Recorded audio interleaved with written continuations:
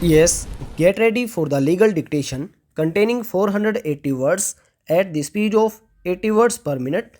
Let's start. 3 seconds. Start.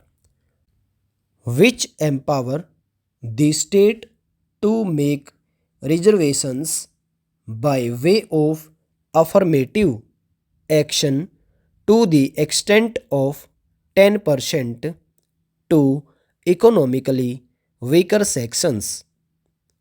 It is the case of the petitioners that the very amendments run contrary to the constitutional scheme and no segment of available seats posts can be reserved only on the basis of economic criterion.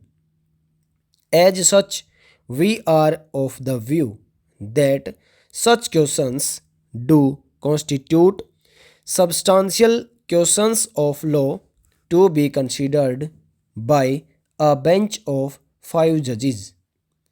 It is clear from the language of Article 145 bracket 3 of the Constitution and Order 38 Rule 1 bracket 1 of the Supreme Court Rules 2013 the matters which involve substantial questions of law as to interpretation of constitutional provisions, they are required to be heard a bench of 5 judges. Whether the Impugned Amendment Act violates basic structure of the Constitution by applying the tests of width and identity with reference to equality provisions of the Constitution is a matter which constitutes substantial question of law within the meaning of the provisions as referred above.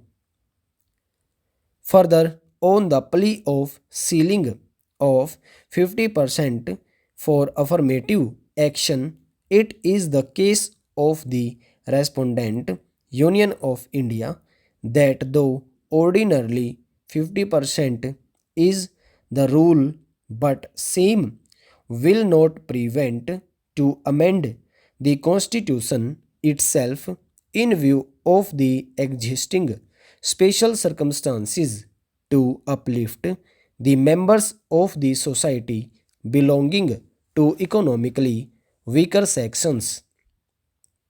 Even such questions also constitute as substantial questions of law to be examined by a bench of 5 judges.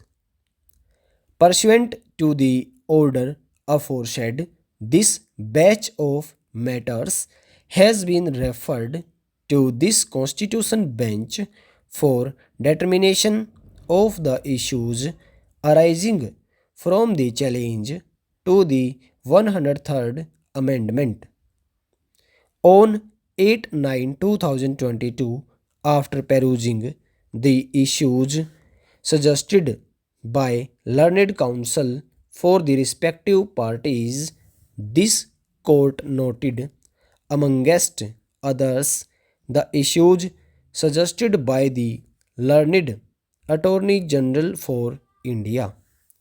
Having taken note of the relevant facets of the matter, this court found that the first three issues suggested by the learned Attorney General were the main issues arising in the matter, while the other issues were essentially in the nature of supplementing and substantiating the propositions emerging from the said three issues.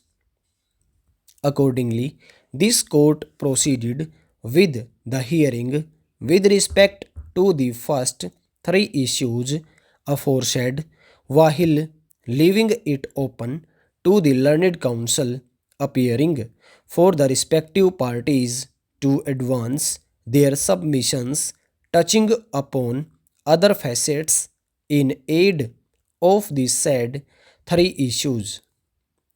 We have heard learned counsel for the petitioners, the respondents, and the interveners at substantial length and have also permitted them to submit written notes on their respective submissions. The principal and material submissions advanced in these matters could be usefully summarized while avoiding unnecessary repetition of the same line of arguments. The learned counsel has, while extensively relying on the Constituent Assembly debates, preamble, and Article 38 of the Constitution, which enjoins the state to secure and protect. Stop. Yes, get ready for the general matter dictation. 3, 2, 1, start. Sir, the budget has been variously described and criticized as one that increases the burden of the common man, one which gives concessions to the rich and encourages foreign investments. I agree, sir, that it is all this and much more. But it certainly is not a highwayman's budget. To my mind, sir, the budget is sincere, conscientious, and at the same time, it is a bold effort on the part of the finance minister who is charged with heavy responsibility of finding resources for the third 5-year plan. This plan, to my mind, sir, is not at all ambitious in view of our needs. It may be looked upon as a rather heavy demand, but looking to our needs, it is not very ambitious.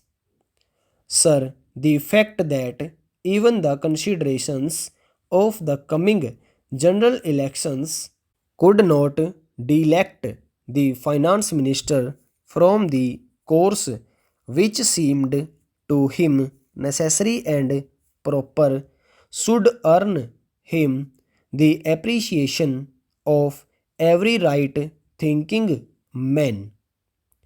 The common man's interest, as I said, is nearer to our hearts than perhaps some others can claim, or at least it is equally nearer to us, and yet there come times in a nation's history when it becomes necessary for the people to postpone the fruits of their labor and enterprise to secure the future. Here also, sir, opinions may differ. According to the Communist Party, such a time came during the last Great War when they were exhorting people, the common people, to contribute their full might to the war effort. According to us, however, sir, we are passing through such a time at the present moment, and I have no doubt that the common people appreciate this position and will willingly tighten their belts, contribute their full might, and will surely return the Congress to power, having full confidence in the future and looking to a future where their posterity will be assured of a far better social and economic order. Who, sir, does not sympathize with the difficulties of the common man? As a matter of fact, most of us come from that class, and I am sure the finance minister would have liked to do away with some of the levies. None would have been happier if he could have done without these new levies, but there are certain very imperative limitations. We are passing through a critical period. Now, coming to the question of relief, I feel that until we are able to give really proper rehabilitation, we cannot withdraw relief. It is no use arguing whether relief given by the Directorate of Rehabilitation. If I am to tell you the tragic fate of the refugees in West Bengal, I would refer you to a report which appeared in February 1954. Stop over.